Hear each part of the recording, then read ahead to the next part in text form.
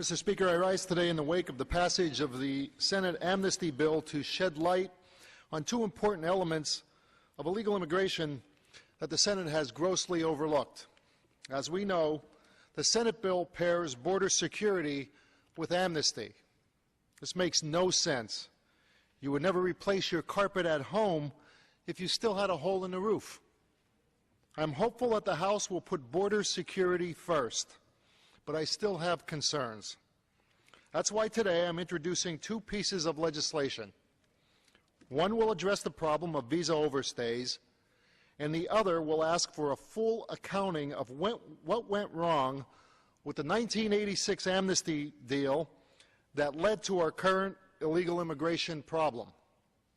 The first bill, the Visa Overstay Enforcement Act of 2013, will, for the first time, make staying in the country after your visa has expired a felony criminal offense instead of just a civil offense. Upon a first offense, the visa overstay would bring a $10,000 fine and 1 year in jail. The illegal immigrant may not be legally admitted in the United States for 5 years from the date of conviction and may not apply for a visa for 10 years after the conviction. A second offense would be subject to a fine of $15,000 and up to 5 years in jail. The illegal immigrant would be banned from entering the United States for life. Now, most of the talk about this issue has been focused on the southern border, but that won't solve our illegal immigration problem alone. If we fix our broken visa system, we can take care of nearly half of our illegal immigration concerns. The second part of this bill requires the Secretary of Homeland Security to submit a plan to Congress detailing a biometric exit program involving the taking of fingerprints of those leaving the country at all land, sea, and airports. As I have often said, since 40% of illegal immigrants here today are here on an expired visa, it is obvious that if your state is home to an international airport, then you effectively live in a border state. And we should learn from history. In 1986, we were told that if we just granted amnesty to 1.5 million illegal immigrants, the problem would go away. That didn't happen. Instead, 3 million people came here to take advantage of amnesty.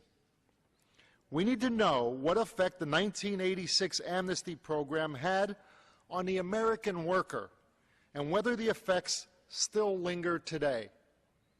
Were wages depressed? Or were jobs taken away from legal workers because so many received amnesty? We should learn our lesson. My second piece of legislation is the 1986 Amnesty Transparency Act.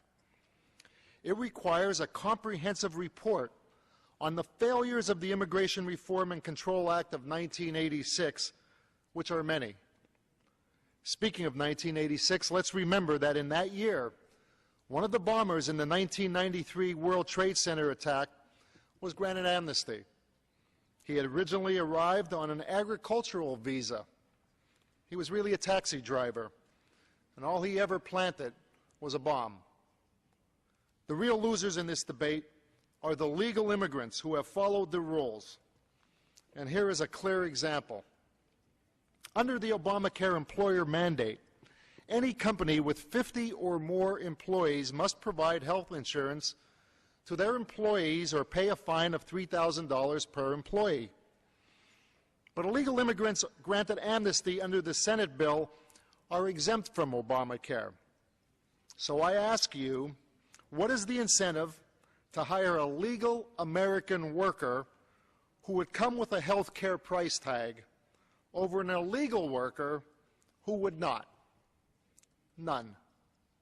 We have immigration laws for two reasons: to protect our national security and to protect American jobs.